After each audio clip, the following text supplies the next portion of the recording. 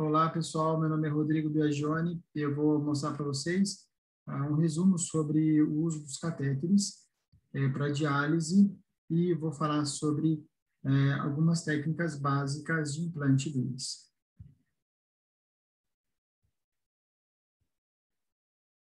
Bom, a gente sabe que os catéteres de diálise, eles não são os preferíveis para você fazer uma hemodiálise para os pacientes. Nessa série histórica, a gente pode ver que pacientes que fazem fístulas a longo prazo, em 5 anos, morrem menos do que os pacientes que implantam catéteres. Então, isso devido ao risco de complicações. Os pacientes que usam catéteres têm mais complicações infecciosas, mais complicações trombóticas. Então, sempre a fístula deve ser preferida no paciente renal crônica como acesso em detrimento do catéter. Porém, a grande maioria dos pacientes sempre fazem ou uso de catéter pleno ou usam o catéter como uma ponte, às vezes por um tempo bem longo. Isso não é só no Brasil, não. No mundo inteiro, há uma dificuldade grande para poder realizar essa mudança você preparar já o paciente de antemão. Isso quer dizer que você tem que ter um sistema de saúde muito bem preparado para poder identificar esse paciente que já tem uma queda do clearance abaixo de 15 ml por minuto, para que você já possa fazer uma fístula precoce. Então, sempre o catéter, ele a grande maioria das vezes, é escolhido como ponte para a fístula, mas em alguns casos excepcionais, a gente pode usar como acesso único.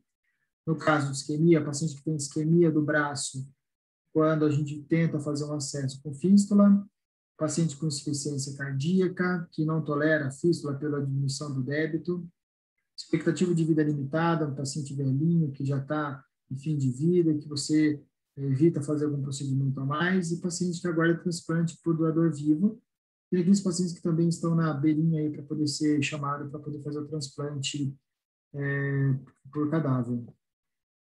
E os catéteres podem ser classificados em temporários e de longa permanência. Temporários são os catéteres, então, que não tem aquele dacron, que não é semi-implantável, então a gente diz que é totalmente implantável, o catéter que fica todo para dentro, como o Portocat. Temporário, que não fica nada para dentro, como o Shiley, como esse catéter que a gente está vendo aqui. E o catéter semi-implantável, que é o catéter de Pernicat, que fica uma parte dentro, uma parte debaixo da pele e uma outra partezinha para fora. Esse catéter temporário, então, ele não fica nada para dentro da pele e ele é um pouco mais duro que o catéter de Pernicat e é utilizado só em casos mais urgentes, onde a gente necessita passar o catéter na enfermaria ou na UTI. Os de longa permanência, ao contrário, são catéteres mais maleáveis, que tem aquele dacron para poder fazer a parte de selamento sobre o subcutâneo, e a gente indica eles nos casos que a gente necessita de uma diálise por mais de 2 semanas. Só lembrando do catéter que eu falei agora há pouco, do catéter de temporário, a gente deve manter esse catéter no máximo por 2 semanas, se for jugular ou subclávio, e no máximo 1 semana, se for femoral. Então, voltando para o de longa permanência, ele necessita, então, de passagem, diferente do catéter de Charlie, você deve passar, idealmente, no centro cirúrgico com sedação ou com anestesia geral. Por isso, você tem que ter uma condição de clínica razoável, ou seja, um potássio razoável, uma bulimia controlada, uma infecção sistêmica que não existe, para não ter o risco de você ter uma infecção desse catéter. Quanto aos materiais, a gente tem de poliuretano e de silicone. Hoje em dia, os catéteres, geralmente, eles têm a mesma taxa de infecção, só que durante os últimos 10, 15 anos, as clínicas de hemodiálise necessitaram de um aumento maior do fluxo para poder dar evasão nas clínicas. Então, hoje em dia, não dá para fazer mais uma diálise com 300 ml por minuto. Eles exigem catéteres que deem uma vazão maior. E por isso o de poliuretano está sendo cada vez mais utilizado, já que ele é um pouco mais durinho, mas ele tem um lumen interno um pouco maior, que permite uma vazão um pouco maior. E o que está sendo feito hoje em dia são, além de utilização de copolímeros e misturas de poliuretano com silicone, para deixar ele um pouquinho mais maleável e não tão duro. Além disso, hoje em dia a gente tem algumas coberturas, alguns catéteres que têm coberturas de prata ou coberturas de antibiótico que reduzem a infecção bacteriana. E também, hoje em dia, a gente está tendo alguns catéteres na evolução, né, que tem prata. Então, dacron e uma partezinha embebida em prata para diminuir o risco de infecção e tonilite. Bom, considerando isso a gente falou do material, agora considerando a via de implante, toda vez que a gente faz um implante do catéter, geralmente é anterógrado, a gente passa, toneliza ele, passa o catéter por via anterógrada. Só que a gente tem que acertar exatamente o pontinho que entra dentro da átrio direito com a saída dele. Então, a gente acaba errando, ficando um pouquinho para dentro, um pouquinho para fora. Para evitar isso, existem esses catéteres retrógrados que a gente não tem no mercado brasileiro, que a gente faz o implante primeiro por baixo, depois você mede e conecta retrogradamente para que você acerte direitinho a ponta de saída com a pontinha do catéter. Considerando o tipo de ponta dos catéteres, a gente tem as pontas splits, que são essas pontas abertas, né, ou língua de cobra, as pontas step, que são essas pontas que tem um passo, a gente chama de step, tem uma pontinha um pouquinho mais para cima, geralmente 1,5 a 2 centímetros para cima. Aqui também é a ponta split, chamada centroflor. Você vê que ele é também abertinho, assim como a split, mas ele tem essa forma que deixa que as duas pontas vão para o centro, então a gente chama de centroflor. A gente tem as pontinhas side by side, ou pontinha chamada de palindrome, que é quando ele sai por fluxo, sai da mesma altura, só que em helicoidal, né, para diminuir a recirculação. Existem catéteres gêmeos ou two tips catéter, que você coloca, são dois catéteres separados, que são duas funções separadas que você coloca dentro do átrio, e o HIRO, que eu vou falar mais para frente. Então, só aqui exemplificando, catéter step, split, side by side, ou catéter de palindrome, e duas pontinhas. E a gente geralmente utiliza cada um dos catéteres tem alguma preferência baseada no tipo de anatomia do átrio. Então, você pode ter átrios normais, átrios grandes, tubulares longos, pequenos e redondinhos, triangulares e complexos. Então, quando a gente tem um átrio normal ou uma mega átrio, qualquer catéter serve, vai funcionar bem e vai dar um fluxo adequado. Agora, então, por isso que é importante você analisar, os catéteres começam a falhar, não funcionar, sempre quando você for trocar um catéter, olhar a forma do átrio para poder escolher o próximo catéter para não errar. Então, o catéter longo tubular, um step funciona bem, porque ele é compridão, então não dá circulação, funciona bem. Um pequenininho, você precisa de uma área pequena para poder implantar. Então, aqui talvez o palindrome fosse a melhor escolha. Um triangular, um átrio seria o melhor, um que seja separado, que esse split com centroflor talvez seja melhor, porque como ele é triangular, ele deixa as duas pontinhas e não deixa a pontinha bater e causar obliteração da pontinha, né? E um complexo, talvez um catéter gêmeos, esse separado, possa ser uma opção. Você pode colocar a ponta aqui, outra ponta lá na frente, você pode escolher exatamente onde a ponta vai ficar de cada um dos catéteres, né? E na literatura, é bastante controversa a comparação entre cada uma das pontas. Por exemplo, esse artigo, onde você comparou a perviedade, viu que o centroflor era melhor que o split. Tá? Então, eles eram separados, só que aquele que era fechado para dentro tinha uma melhor perviedade. Nesse outro estudo, comparando o palindrome com o hemostar, mostrou que o palindrome funciona um pouco melhor, né? Nesse estudo, comparando o split com o permicade, teve permeabilidade igual, não teve diferença, só que o split migrou um pouco mais. Nesse outro trabalho, comparando a ponta step com a ponta split, mostrou permeabilidade igual, só que uma reintervenções maiores, reimplantes nesse tipo um pouco maior. Nesse outro estudo, não teve diferença entre permeabilidade e necessidade de uso de trombolítico para nenhum dos estudos. Então, concluindo, o que a gente vê é que os catéteres na literatura, por mais que se haja propaganda para um tipo de ponta para outro, na real não tem diferença muito grande entre um catéter ou outro. Eu acho que o que a gente tem que olhar, na verdade, é que o catéter seja de alto fluxo, é importante que seja assim, e que você deve utilizar quando ele falha, baseado no tipo de átrio, quando você tem essa possibilidade de avaliar, na sua experiência local e no objetivo do uso e nos custos também. Então, essa que é a conclusão da maior parte dos estudos. Bom, escolha de acessos. Primeira coisa em relação a falar de acessos é falar sobre o lugar que você vai implantar, o ambiente que você vai implantar esse catéter. É importante que você faça sempre guiado por ultrassom, que você tenha uma máquina escopia ou uma hemodinâmica para você poder identificar direitinho a ponta do catéter, não subestimar a passagem de catéter, porque realmente não é tão simples. Tem que ter uma anestesista do lado para te ajudar, caso haja dificuldade, caso haja sangramento. Eu gosto de sempre usar uma maca, uma mesa que você possa posicionar o paciente em proclive ou em Trendelenburg na hora da punção, depois em proclive quando você for fazer as trocas do catéteres para diminuir o risco de sangramento. E um ultrassom do lado, que isso, depois dos últimos estudos de 2010 para cá, se torna imprescindível, se considerada a diminuição da incidência de complicações e pulsões inadvertidas da artéria. Hoje em dia é considerado o uso do ultrassom como imprescindível na passagem de um acesso. O ultrassom também pode ser utilizado para, até mesmo em alguns casos específicos, para ver a pontinha do catéter. Tem algumas janelas que você consegue ver a ponta do catéter, isso em caráter experimental, não para todos os casos, né?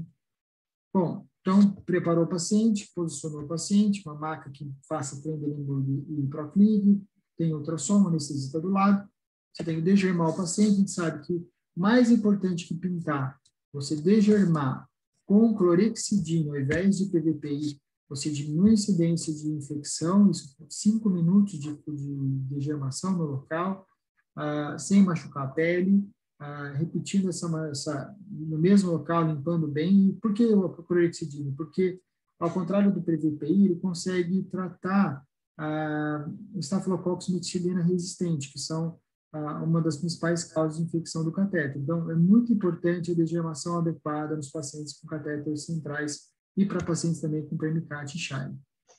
E sempre deixar do lado, à mão, alguns materiais. Eu acho imprescindível, quando for passar catéter, ter disponível um introdutor, pelo menos um introdutor 5 French, um fio guia 0,35 e, de preferência, também mais um fio guia Amplatz, para você, mais rígido, para você utilizar em casos específicos. O que é importante no local de escolha? Então, para você escolher entre um acesso jugular, subclavian, fora essa parte da escolha da veia em si, é importante você saber se o paciente possui derrame pleural, se o paciente possui um câncer de mama, de que lado que é. Por exemplo, doenças do paciente com derrame pleural, mesmo que você prefira passar ao lado direito, a jugular direita, se ele tem um derrame pleural do lado esquerdo, a gente vai preferir passar do lado esquerdo do catéter. Porque caso ele tenha um hemotórax, você já está usando, vai ter um sangramento no pulmão que já está comprometido, ou seja, o outro lado vai compensar. Então, paciente com hemotórax maciço, ou velado, ou tórax do lado esquerdo, pulmão inutilizado do lado, prefiro esse lado para passar o acesso como primeira opção. Então, mama, quando o paciente tem câncer de mama, que você já tem uma área importante, você deve tomar cuidado de usar o lado contralateral. E também evitar o acesso femoral, principalmente nos casos que o paciente está prestes a fazer o transplante, pelo risco de você inviabilizar uma anastomose nas ilíacas quando o paciente vai fazer esse transplante. Aqui só um exemplo onde o paciente tem uma tórax importante, uma doença, um câncer associado, que você vai preferir o lado direito. Bom, como sequência, a primeira veia que você deve utilizar, a veia jugular interna, de preferência o lado direito, sempre, porque é uma veia de grosso calibre, tem um acesso reto, sem curvas até o átrio direito, menor risco de estenose de veias centrais, e é muito fácil você identificar pelo ultrassom Doppler, né? Agora, por que você tem que usar sempre ultrassom? Porque nem sempre, 70% das vezes, do lado direito, do lado que a gente sempre prefere, ela está no lugar certinho, do lado da carótida. Muitas vezes ela está anterior, você pode furar, você pode implantar a agulha muito para dentro. Ela pode estar medial em alguns casos, pode estar posterior em 15% dos casos, de alguma maneira posterior. Então, o uso do ultrassom Doppler em paciente em Trendelenburg ou leve Trendelenburg é fundamental, mesmo para a punção jugular interna, para reduzir risco de punção inadvertida. E Mesmo quando a jugular está ocluída do lado direito, você ainda tem a possibilidade de fazer a punção nesse Yzinho aqui. É muito frequente o paciente ter oclusão por inúmeras punções e ainda preservar o finalzinho da jugular. Então, olhar direitinho até o final, para ver, porque às vezes a gente consegue, mesmo com a jugular direita ocluída, puncionar o finalzinho dela e aproveitar ainda a jugular interna. Por quê?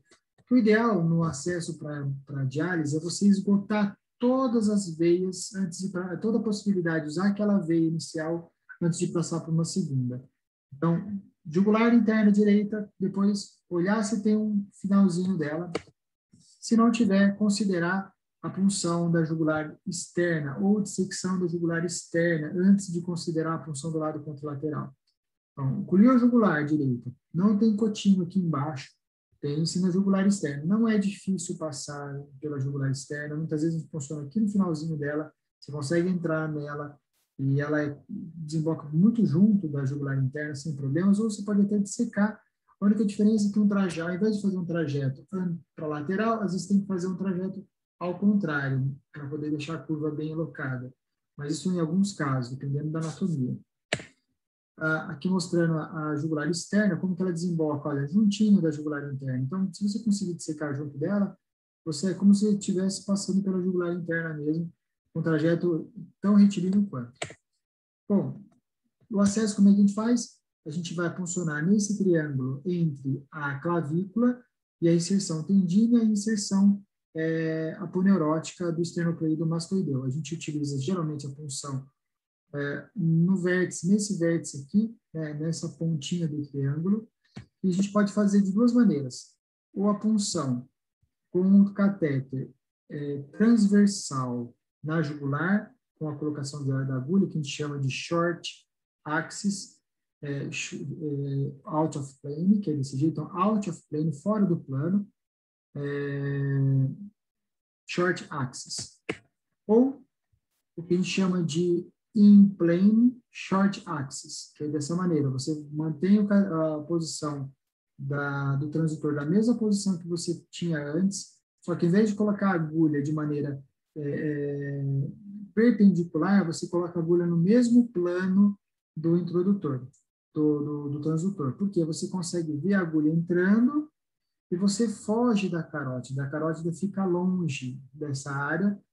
A única diferença é que você coloca o bisel, ao invés de o bisel ficar para cima, você deixa o bisel virado para a parte, para o pé, para o tórax. Então, assim que você puncionou, você viu a agulha entrando dentro da jugular interna, você empurra o guia e o guia vai descer para a jugular interna e para a cava inferior. Na literatura, comparando os dois tipos de acessos, não foi encontrada diferença em estudos retrospectivos em termos de perviedade, em termos de complicações. O que foi visto é que esse acesso in plane short axis possui uma maior facilidade de você deixar o catéter implantado de maneira mais, uma curva melhor, evitando eventualmente uma incisão intermediária aqui na boca supraclavicular. Então, teoricamente, seria um implante um pouco mais fácil de fazer. Então, a punção guiada por ultrassom minimiza complicações, diminui o tempo de procedimento, aumenta o sucesso técnico, diminui a chance de punções arteriais e pneumotórax. Obrigatório. Não deu certo, foi uma jugular interna de um lado direito. Não deu certo, jugular externa do lado direito. Passou para a jugular interna do lado esquerdo. Jugular externa do lado esquerdo. Terceira coisa, acesso femoral. Por quê? Porque o acesso femoral evita que você puncione a subclávia e você diminui o risco, você perca os braços como possibilidade de fístula. Mas há um porém, a femoral possui uma taxa de perviedade muito mais baixa comparado com o acesso jugular. O acesso jugular, que tem uma perviedade, em um ano, em torno de 60%, vai para quase zero no acesso femoral. Então, é um acesso ponte, que você deve usar como uma ponte para uma fístula, já pensando numa outra coisa a seguir.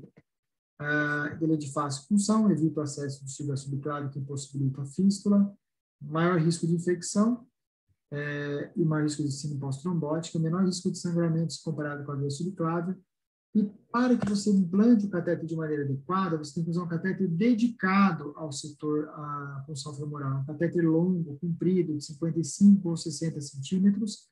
E as duas partes, o catéter step, ele tem uma parte curtinha e uma parte mais, a ponta mais longa. As duas saídas têm que estar dentro do átrio por via femoral. Não pode ficar uma na cava inferior e a outra no átrio direito. Então, as duas têm que ficar lá dentro. E a área de saída a gente pode fazer com ele dobrado, virado para a crista ilíaca anterior superior, ou se for um paciente muito gordinho, saindo reto, você fazendo o trajeto pela pele e saindo no meio da coxa. A subclave, então, seria um acesso caso o femoral não fosse mais adequado, e a subclávia pode ser considerada um acesso antes da veia femoral se o paciente for transplantar. Então, se o paciente que já está em vias de transplante, para evitar o acesso femoral, pode-se pular o acesso femoral e passar na subclave inicialmente, mas via de regra o femoral primeiro. Lado direito sempre preferível, porque a cúpula do pulmão do lado direito é mais baixa, pode ser feito por acesso supraclavicular e infraclavicular, sem diferença em relação à brevidade e acompanhamento. Então, a via supraclavicular a gente faz a via por cima, né, na borda superior, aqui da clavícula, e a infraclavicular, que é mais frequente, abaixo da clavícula, antes da confluência entre a subclávia, aliás, entre a clavícula e a primeira costela. Então, assim, é muito importante utilizar o ultrassom também. Nesse caso, do ultrassom, a gente geralmente faz in plane, long axis, para poder funcionar um pouco distal, para que você entre dentro da veia subclávia antes do espaço costo-clavicular. Por quê? Porque o espaço costo-clavicular, quando você punciona a veia depois do espaço costo-clavicular, distalmente ao espaço costo-clavicular, o catéter fica do lado da veia e propenso a pinçamento quando a gente abaixa o braço.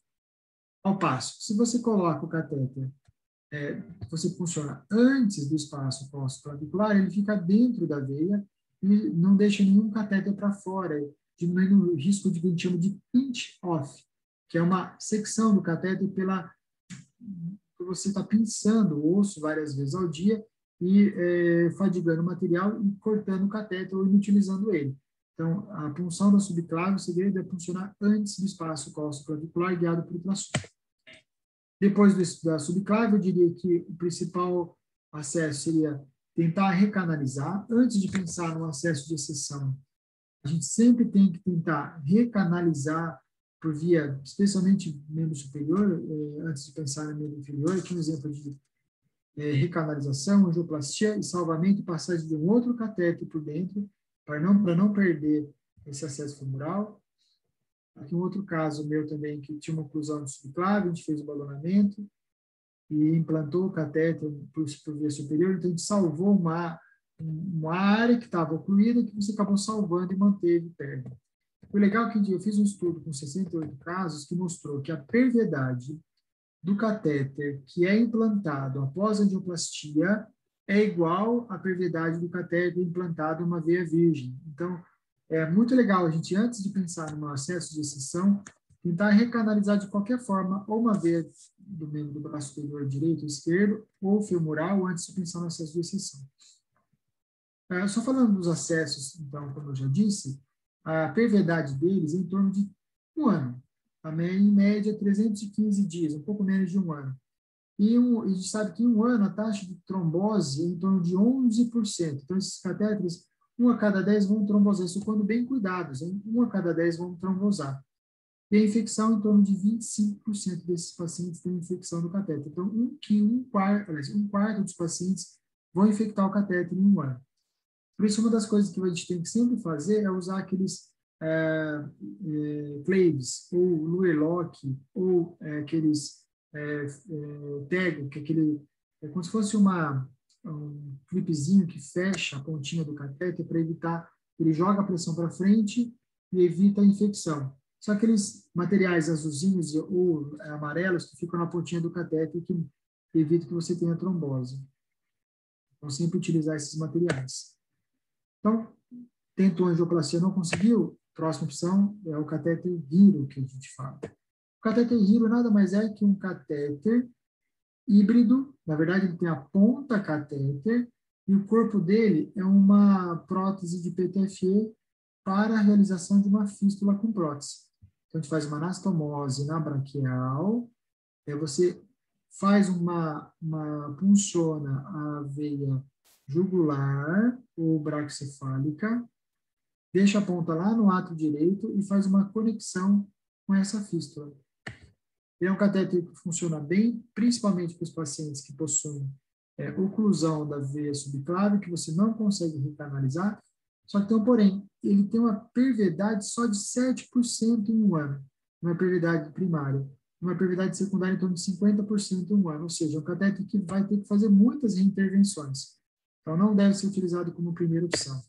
Tem que ser considerado, então, nos casos de oclusão de veias subcláveis, mas não de veias braquiocefálicas, já que você tem que atravessar aquela área da via braquiocefálica, e tem a vantagem de ser totalmente implantável, com menor risco de infecção, mas tem muita estenose a longo prazo. Então, eu só consideraria o catéter de Hiro após a tentativa não com sucesso da angioplastia com catéter. Depois disso, a gente pode considerar o acesso peritoneal e, como última opção, os acessos alternativos. Quais são eles? O acesso translombar e transhepático, que são as primeiras opções. O acesso aberto, quando a gente abre a veia e faz a colocação do catéter lá por dentro mesmo, e pelas vias ásicos. Translombar, perviedade 7 a 73%, tempo de funcionalidade 63 dias, com uma alta taxa de complicação com infecção. E o transhepático, que é uma opção também, a gente faz uma punção no fígado, coloca um fio guia, depois eu posso mostrar para vocês, eu tenho um trabalho com punção transhepática, a gente faz a colocação de um catéter, uma dilatação intrahepática, e fica dentro do fígado e sai com a pontinha lá no átrio direito.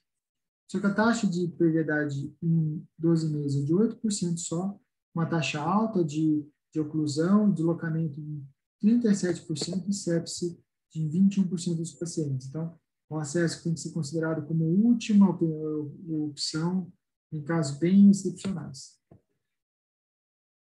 Outra coisa, quando há coexistência de catéteres, o que a gente tem que fazer? Quando o paciente já tiver já um desfibrilador ou um catéter de marca-passo, então a gente tem que fazer, se for de emergência, você tem que fazer o catéter temporário, guiado por ultrassom, escopia, na jugular, e se não possível, guiar pela via femoral comum. Então, se você tem escopia, tem ultrassom, passe do lado contralateral, guiado com escopia, para tomar cuidado para que na passagem do catéter ele não interfira no desfibrilador ou no catéter de marca-passo. Se não, você tenta priorizar ao máximo a realização de uma fístula, para poder evitar que você passe um catéter e atrapalhe o acesso do marca-passo.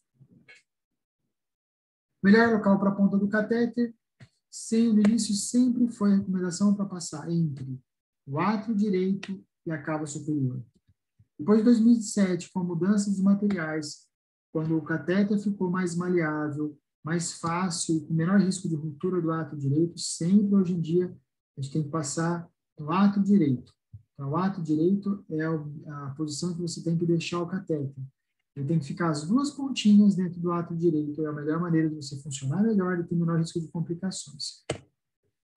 Você localizou o átrio direito, que ele fica mais ou menos entre T5 e T6, 2 centímetros abaixo da cabeça das clavículas, aqui embaixo, 2 centímetros abaixo, e a borda superior da via cava superior, você considera como sendo 2,9 centímetros abaixo da silhueta do átrio direito. Então, a silhueta do átrio direito está aqui, 2,9 centímetros, aqui você tem essa a marcação. Posicionamento externo do catéter, então, na hora de fazer a medida, você tem que medir o catéter para que ele fique com a ponta dentro do átrio, e a área onde está o dacron, idealmente, tem que ficar 1 centímetro da área de saída. Ele não pode ficar muito para dentro, colado ali onde você fez a punção, e também não pode ficar para fora. O ideal é que ele fique 1 centímetro do orifício de saída. Por quê? Porque quanto mais catéter fechado, isolado pelo dácron para dentro da pele, menor o risco da infecção externa entrar e infeccionar a via central, né? A tunelite fazer uma infecção de catéter até a parte central. Então, ele deve ficar 1 centímetro para fora. Vou falar agora algumas peculiaridades do implante de catéter. Quando a gente já tem um catéter de Shiley e tem que implantar um catéter de Pernicate, o ideal é sempre você puncionar uma via diferente ou um pouco mais abaixo da jugular, para que você possa fazer uma outra área de punção. Tem alguns estudos mostrando que quando você faz uma punção, você troca o catéter temporário e usa a mesma área de saída, que fica geralmente machucada aqui na ponta, necrosada ou isquêmica, você tem mais risco de infecção. Então, o ideal é que você mantenha o catéter, ou corte o catéter aqui, ou deixe ele aqui implantado, isolado, e puncione, faça uma outra punção mais embaixo ao mesmo tempo. Pacientes obesos, tem que tomar cuidado, porque o paciente, quando você implanta ele, a ponta está aqui no lado direito, quando o paciente fica em pé, ou quando o paciente tem uma mama muito grande, ele costuma puxar o catéter e o catéter subir e ficar dentro da cava superior. Então, eles deixam o catéter um pouco mais baixo, próximo da jugular da via cava inferior lá embaixo, sabendo que ele vai recolher, ou você pode puxar a mama e tentar simular como ele ficaria em pé, para que você possa apoiar isso direitinho e posicionar de maneira mais correta. E cuidado, que o lado esquerdo é ainda mais complicado, pelo risco de isso acaba sendo ainda mais potencializado do lado esquerdo. Então, gordinho ou mama grande, em paciente que você está puncionando do lado esquerdo, é importante ficar de olho. A punção do lado esquerdo tem algumas peculiaridades.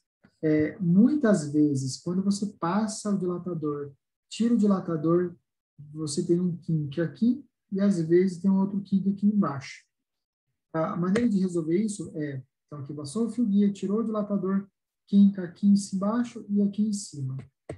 A maneira de resolver isso primeiro, passa um fio guia por dentro do catéter, deixa o guia lá dentro, tem um guia passado aqui dentro, vai rasgando a bainha, e assim que a bainha rasgar e passar aquela área do kink, você empurra o catéter para frente, com muito cuidado. O guia hidrofílico tem que ser um guia não stiff, tem que ser um guia ponta flop. Então, passou o guia, desceu o catéter lá embaixo, um guia rígido ou um guia flop, e você traciona a bainha. Deixa eu ver se eu consigo mostrar. Aqui, ó. Então, você vai tracionando a bainha, o guia está lá dentro, até ela sair da área de kink aqui em cima e empurra o catéter. Ó.